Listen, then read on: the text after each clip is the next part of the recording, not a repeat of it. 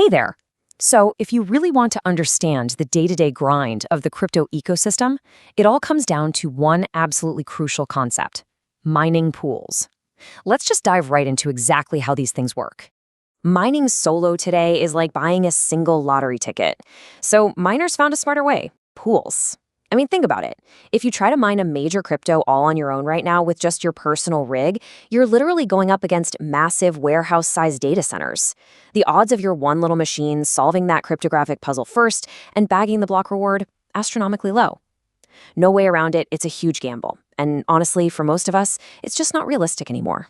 To really wrap our heads around how miners actually fix this, let's think about a regular old lottery syndicate. If you just buy one ticket, you're basically crossing your fingers and hoping for a miracle, right? But if you and, say, 50 of your friends pull your money together to buy 1,000 tickets, you drastically improve your odds of actually hitting that jackpot. You share the upfront cost, and hey, if any of those tickets hit the winning numbers, you all share the prize. So here's where that real-world analogy translates perfectly into crypto tech. Instead of pooling cash to buy paper tickets, crypto miners are pooling their hardware's processing power. By securely linking their machines together over the internet, they essentially act as one giant decentralized supercomputer.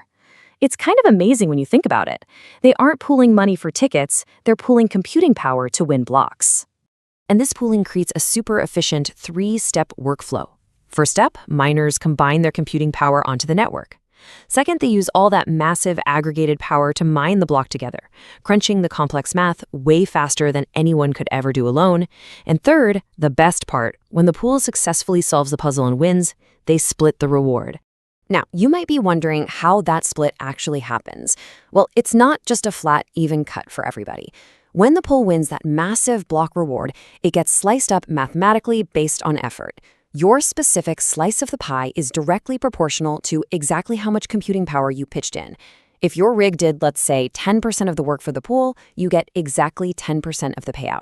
Make sense? So the absolutely crucial takeaway here is the trade-off. As an everyday miner, you basically have two choices. You can go with solo mining, where, yeah, you keep 100% of the reward if you win, but you might wait years or literally forever to see a single payout. Or you go with pool mining.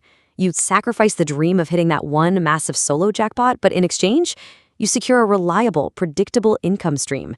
You're getting paid fractions of a coin on a regular, consistent basis. Smaller, steadier payouts by teaming up. That's the power of a mining pool. It takes a high-stakes gamble and turns it into a totally sustainable strategy. But, it does make you wonder, if everyone just keeps pooling their power together into these massive groups, what actually happens to the whole idea of a truly decentralized network? Definitely something to think about for next time.